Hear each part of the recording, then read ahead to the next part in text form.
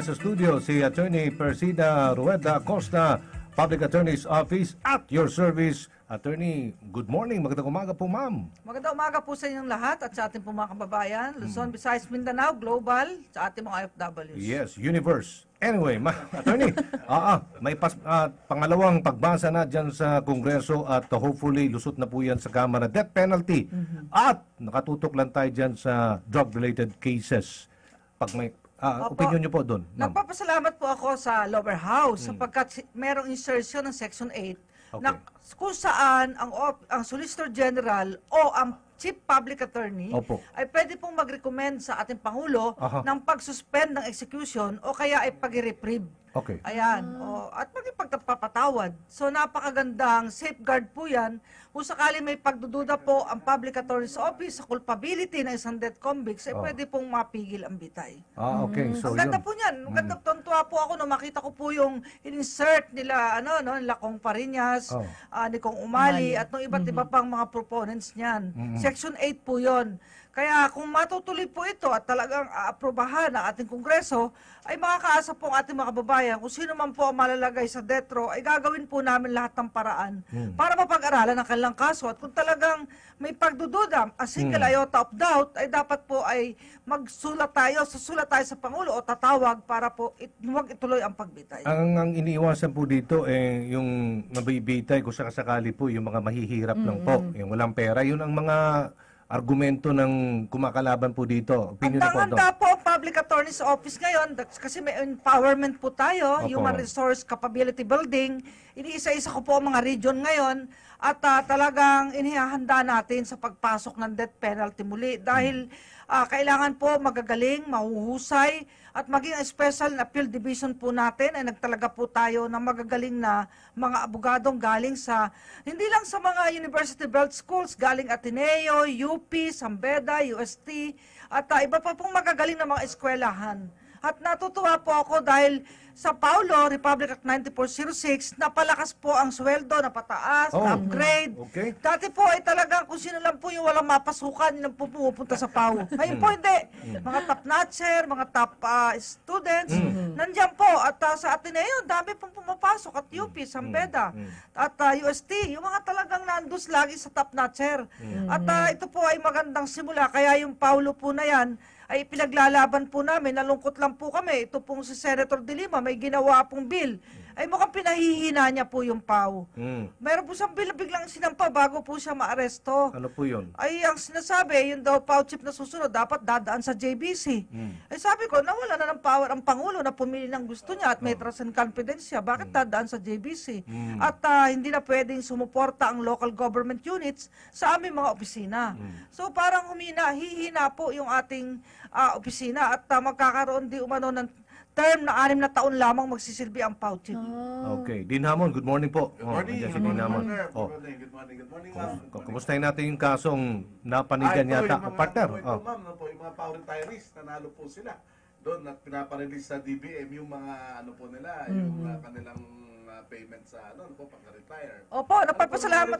Napapasalamat po tayo kay Judge Maria Hilda Loha Pangilinan. Anak po yan ni Judge Guillermo Loha ng Manila. At yan po ay si Judge nagtrabaho din po di umano sa court, sa Supreme Court. At nagtrabaho rin sa Ombudsman. At talagang mapakagaling pong judge. Alam niyo kung sino pinaresinta namin testigo dyan? Si Senator Juan Ponce Enrile bilang author sa Senado ng Paulo. Sa lower house naman ay si Congressman Teddy Casino. At iba't iba pa mga testigo. Mga 7 po yung pinaresinta namin. At ito po ay sinampa, hindi laban sa DBM ngayon, kundi DBM ng nakaraang administrasyon. At si former Secretary Florencio Boots Abad po ay aming idinimanda. Pasensya siya, bakit hindi kasi niya binayaran? Napakalinaw po ng batas. Ay yung iba po, 10 po ang nasa ospital, 5 na ang namatay nang walang pambayad sa gamot, walang pagkain. Ay isipin nyo, hindi binayaran ng retirement gratuity. Samantalang ang GSIS, yung counterpart nila sa amin, nabayaran. Pero minimal lang po yun. Pero nagmakaawa na po ako sa kanila noon. Talagang tigib ng luha at hinagpis. Kaya po ako ay nung bago po bumaba ang nakarang administrasyon ay sabi ko walang magagawa. Ididemanda natin talaga ang DBM at ang si Secretary Abad. Kala po siguro nila ang mga hukom ay hindi papanig sa tama. Ay papanig po, rule of law po eh. Yung po ang gusto ng ating Pangulo ngayon, rule of law. Proteksyonan ang API, proteksyonan ang sambayan ng Pilipino. Eh sino pa mag-aalaga sa mahihirap kung ang mga lawyers pagtanda walang retirement? Okay, sige. Ibabalik ko daw yung Oplan Tokhang ng PNP, ma'am. Yung pananaw po dyan. Reaction. Ang Bilang akin lang abogado. pong payo Opo, sa ating mga opo. kapulisan, sundin ang PNP Operations Manual. Ayan. Ayan, meron po yan.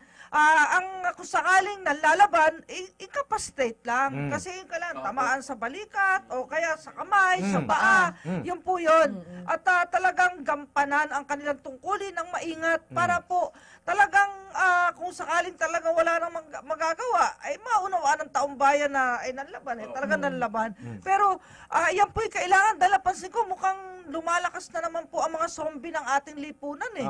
Kaya tama lang pong ibalik yan ng may pag-iingat ang ating kapulisan. Yan. Attorney, yung sa Tanay naman, maraming nakita sa nakarang hearing sa LTFRB na parang hindi pala sa Tanay, sa Subic daw pala nakalagay doon sa papel. And then yung iba daw nagtatago na mula sa best Ay list. naku, kahapon nakita ko po at nakasalamuha ang mga biktima. Ang mga survivors at ang mga namatayan. 15 po sila nasa opisina mahigit. At sa March 8, 9 o'clock may hearing po sa LTFRB.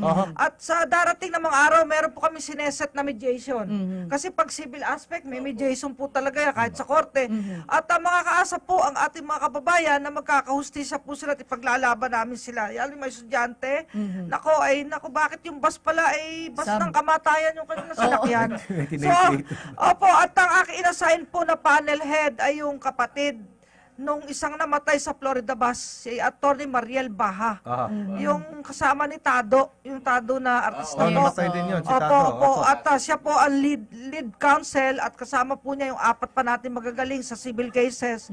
At handa rin tayo mag-file ng criminal cases, administrative cases, kung kinakailangan, para po panagutan ng eskwelahan, ng Harana Bus Company, ng Panda Bus Company, ang kanilang pananagutan. Kapag minamatay pong pasahero, ay may presumption ng negligence po, ayon sa ating civil code. So may criminal, no? Negligence. Opo. Criminal liabilities din. Meron. Okay. Tanungin lang si ma'am. Ma'am, yung pong sinabi nitong Human Rights Watch, ano pong masasabi ninyo? Ay dapat po, sa akin, ako po isang human rights lawyer po. Opo. Ako po ay sinasabing modesty aside, eksperto sa human rights and legal aid dahil lagi po akong expert ng UN. Sa Vienna, lagi po tayo.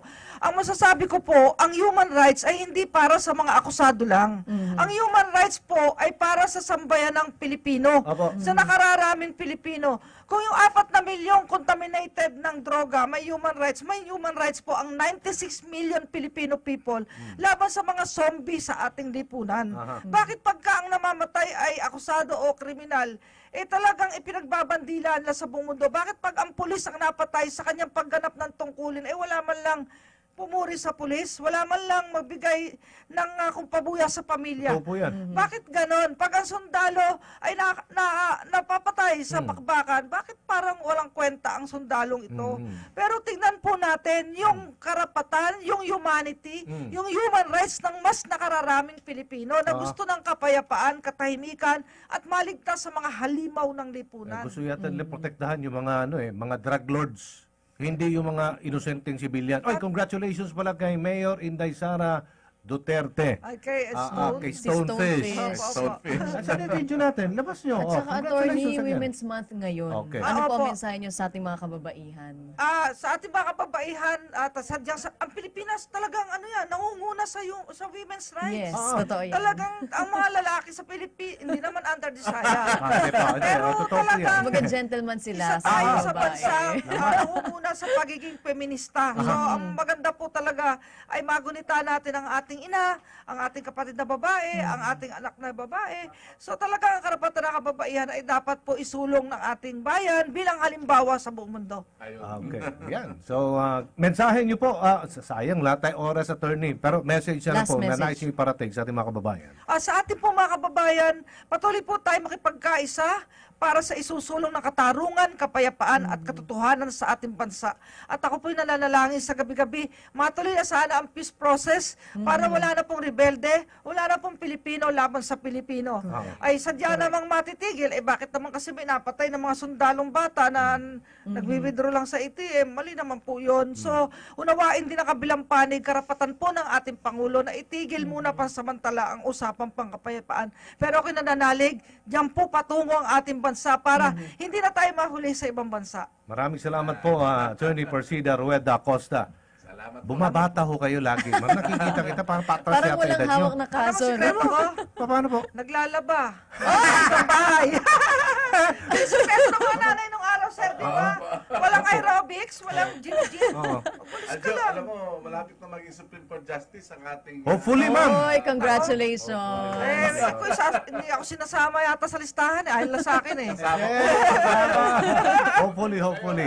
Thank you again, ma'am. Maraming salamat po. Mabuhay ang sambayan ng Pilipino. Okay, Attorney Persida Rueda Acosta.